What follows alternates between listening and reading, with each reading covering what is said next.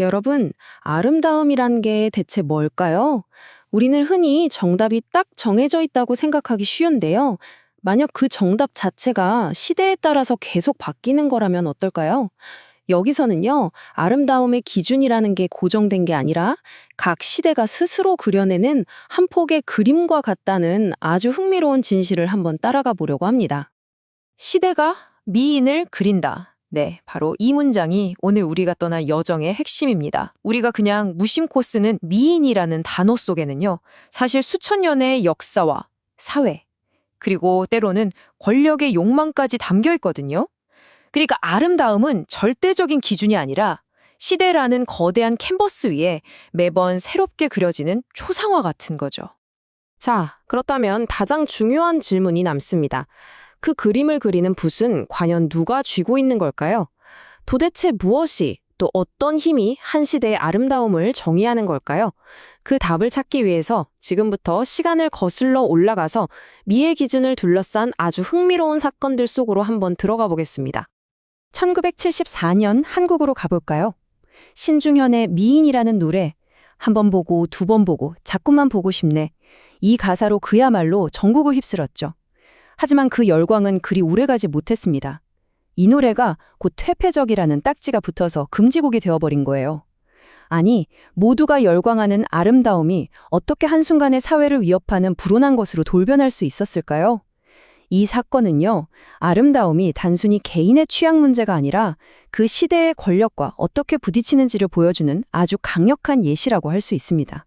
이런 충돌의 뿌리를 이해하려면 우리는 아름다움이라는 개념이 맨 처음 탄생했던 아주 먼 과거로 돌아가 봐야 합니다. 우리가 그냥 쓰는 아름답다는 말, 그 글자 속에는 인류가 가장 중요하게 여겼던 가치들이 마치 화석처럼 그대로 남아있거든요.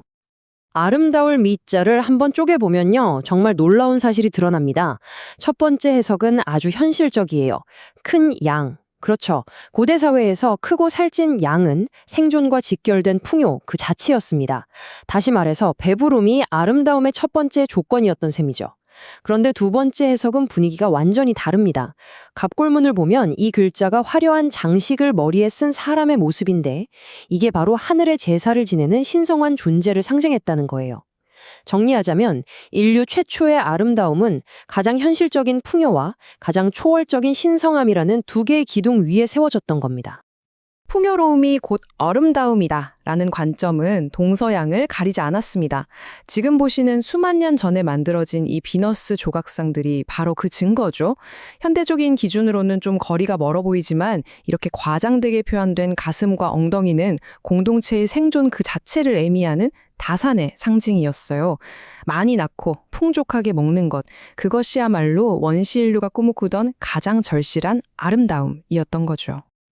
시간이 흐르면서 동양과 서양의 미의 기준은 아주 뚜렷하게 갈라지게 됩니다.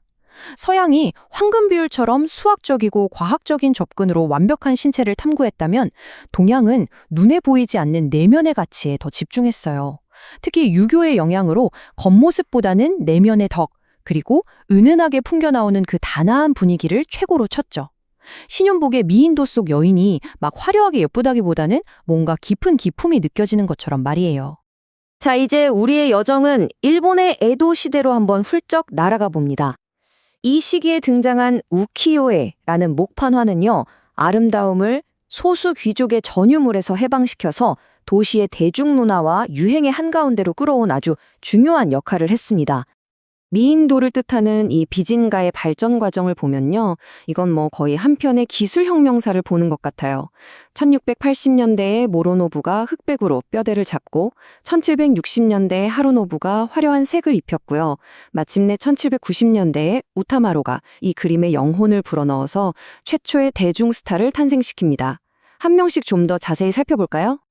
휴지카와 모로노부, 이 사람이 바로 비진가의 문을 연 사람입니다.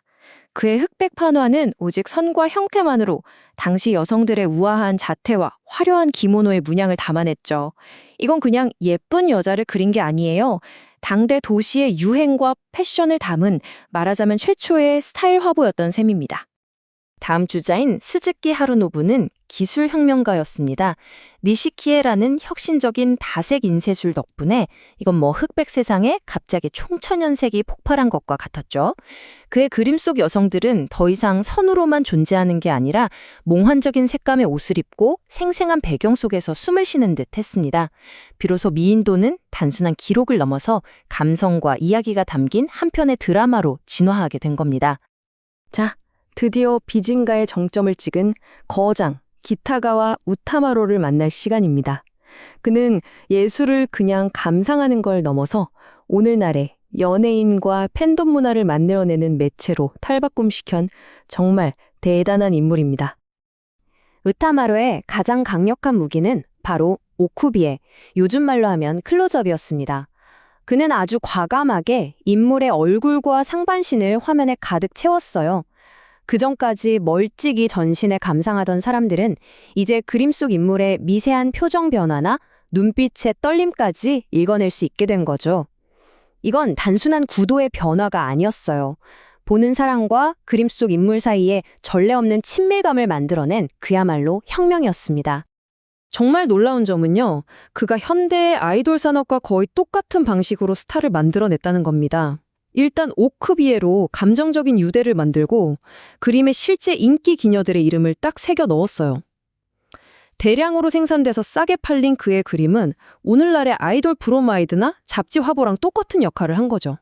사람들은 특정 기녀의 그림을 사모으면서 팬덤을 형성했고 덕분에 그녀들은 전국적인 스타가 되었습니다.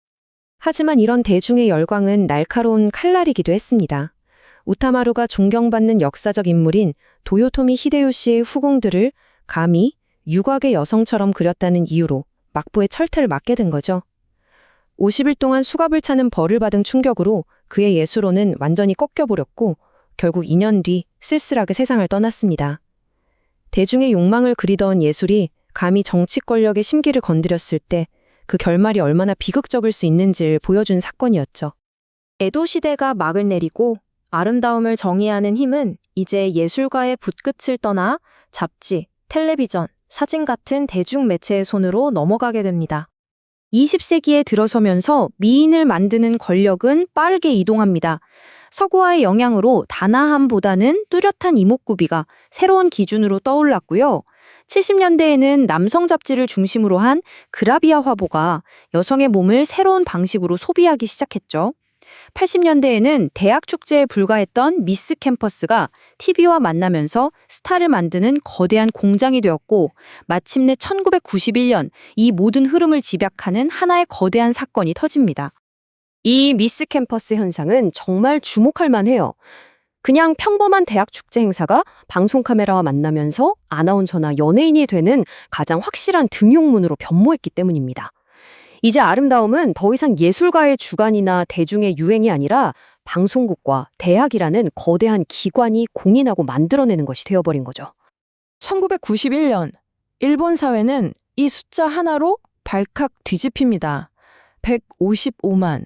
당시 18살 청수남의 대명사였던 국민 아이돌 미야자와 리에의 누드 화보집 산타페가 팔려나간 숫자입니다. 이 사건은 단순한 스캔들을 넘어서 하나의 사회 현상이었어요. 엄청난 논란과 함께 청순 아이돌이라는 고정관념을 깨부수고 여성의 이미지가 소비되는 방식을 완전히 바꿔놓은 분기점이 된 겁니다. 이렇게 미의 기준은 시대에 따라서 끊임없이 변해왔습니다. 하지만 다시 고전 예술의 세계로 돌아와서 이 문장을 보면 뭔가 변치 않는 가치에 대해 생각하게 되죠. 바로 얼마 전에 우키오에의 또 다른 거장 가츠시카 호쿠사이의 설중 미인도가 경매에서 무려 6억 2,100만 엔, 우리 돈으로 약 59억 원에 낙찰됐습니다. 아니, 수백 년 전 그림 한 점이 어떻게 이렇게 엄청난 가치를 인정받는 걸까요? 아마도 그림 속 여인의 고요한 자태와 절제된 단아함, 그 숨막히는 순간의 아름다움은 시대의 유행을 뛰어넘어서 우리에게 직접 말을 걸기 때문일 겁니다. 수백 년 전 붓끝으로 그려낸 아름다움이 수십억의 가치를 인정받는 걸 보면 어쩌면 진짜 아름다움은 시끄러운 유행을 넘어서 고요하게 말을 거는 것일지도 모르겠습니다. 결국 모든 시대는 자신만의 미인을 그려왔습니다. 고대는 생존을 위한 풍요를, 에도 시대는 도시의 활기찬 유행을, 현대는 미디어가 빚어낸 완벽한 이미지를 그렸죠. 그렇다면 질문은 바로 우리에게로 돌아옵니다. 지금 우리가 살고 있는 이 시대는 과연 어떤 아름다움을 그리고 있을까요? 그리고 먼 훗날 우리 시대는 어떤 모습의 미인으로 기억될까요?